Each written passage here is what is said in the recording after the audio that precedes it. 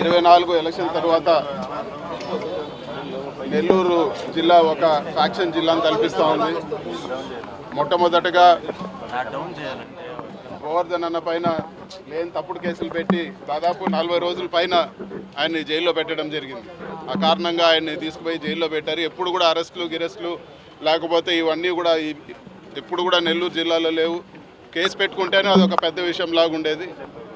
దానికి ఇంకా కూడా ఈరోజు మన ప్రసన్న కుమార్ రెడ్డి గారి ఇంట్లో పూర్తిగా ధ్వంసం చేసి ఇంత దారుణమైన పరిస్థితి ఎప్పుడు కూడా చూడలేదు. ఇది చూస్తే ఏదో ఒక ఫ్యాక్షన్ గొడవల్లో దారుణంగా ఉండే పరిస్థితి ఈరోజు ఇక్కడ చూస్తూ ఉన్నాము. ఇంత దారుణంగా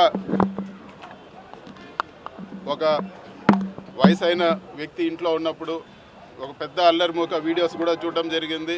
పెద్ద అల్లరిమూక అంతా సుత్తులు మారణాయుధాలతో వచ్చి కారు అదేవిధంగా ఇల్లు మొత్తం కూడా ధ్వంసం చేశారు. వయసైన పెద్ద ఆవిడ ఉందని కూడా చూడకుండా ఆవిడ రూమ్లో ఉండే వస్తువులన్నీ కూడా ఆవిడ ఎదురుగానే ధ్వంసం చేశారు.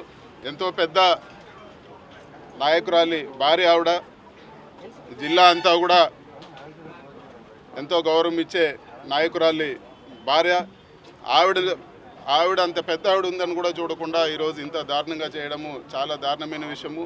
పోలీసులు వెంటనే ఎవరైతే ఈ దాడికి కారణం ఉన్నారో వాళ్ళందరిపైన తక్షణమే చర్యలు తీసుకోవాలని చెప్పి కూడా మేము కోరుతాను. ఇప్పటి వరకు కూడా కంప్లైంట్ ఇచ్చి ఇన్ని గంటలు గడుస్తున్నా కూడా ఎక్కడ కూడా ఒక అరెస్ట్ లేదు.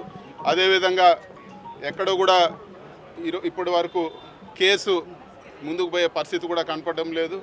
పార్టీ ఈరోజు వైఎస్ఆర్ కాంగ్రెస్ పార్టీ ఈ విషయాన్ని సీరియస్గా తీసుకొని ప్రసన్న కుమార్ రెడ్డి గారికి అండగా ఈరోజు పార్టీ సీరియస్గా తీసుకుంటే పరిస్థితి ఉంటుందని చెప్పి కూడా నేను తెలియజేస్తున్నాను. లీగల్గా మాకు ఎన్ని ఆప్షన్స్ ఉన్నాయో అవన్నీ కూడా మేము యూజ్ చేసుకొని ఖచ్చితంగా న్యాయం జరిగే వరకు మేము పోరాటం చేస్తామని చెప్పి కూడా నేను తెలియజేస్తున్నాను.